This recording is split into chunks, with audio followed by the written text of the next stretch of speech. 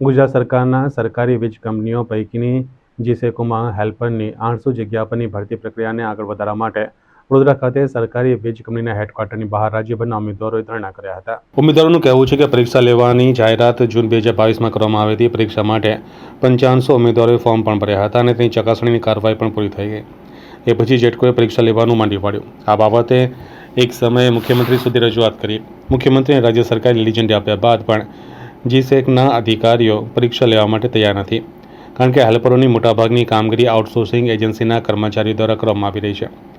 પરીક્ષા માટે અમે 15 દિવસ પહેલાં પણ વડોદરા ખાતે જીસેકના હેડક્વાર્ટરમાં રજૂઆત કરવા માટે ગયા હતા, જોકે તે સમયે અમને અંદર પણ નહોતા જવા દેવાયા। ભરતી બાબતે અધિકારીઓ જવાબ નથી આપી રહ્યા અને તેના કારણે આજે અમે ધરણા ઉપર ઉતરવાની ફરજ પડી છે।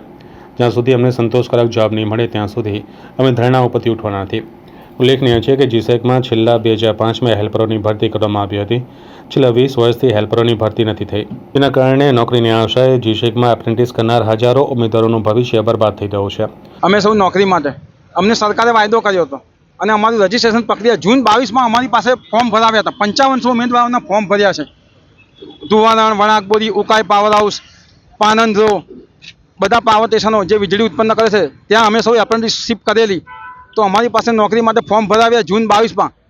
3 વર્ષ થવા આવ્યા પૂરી પ્રક્રિયાને, પણ હાલમાં પણ અમને કોઈ જવાબ નથી આપતા કે નથી નોકરી આપતા।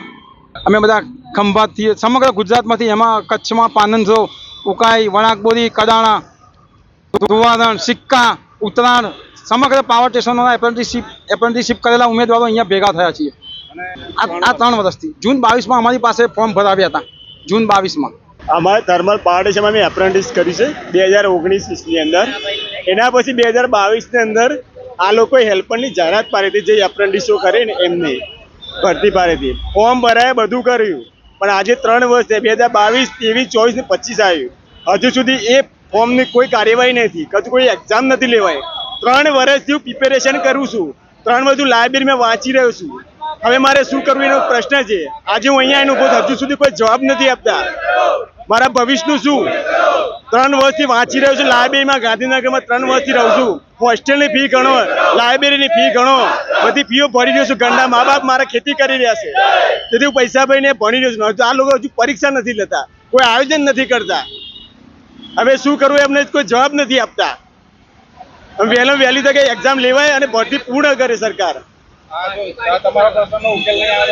અમે આંદોલન કરીશું, અહીંયા ઉપવાસ ઉપર બેઠા છીએ। જ્યાં સુધી નિરાકરણ નહીં આવે ત્યાં સુધી અમે અહીંયાથી હટશું નહીં। ધારણા કરવામાં આવ્યા છે, એમાંથી અમને એવો જવાબ મળી રહેલો છે અમે ટૂંક સમયની અંદર તમારી આ જાહેરાતને કબૂલ કરીશું અને અમારા પ્રયત્નો સતત ચાલુ જ છે બોર્ડ જોડે। અત્યારે હાલ પૂરતો તો સંતોષી લીધેલ છે, અમે 10 દિવસની અંદર એમના જોડે જવાબ માગેલ છે।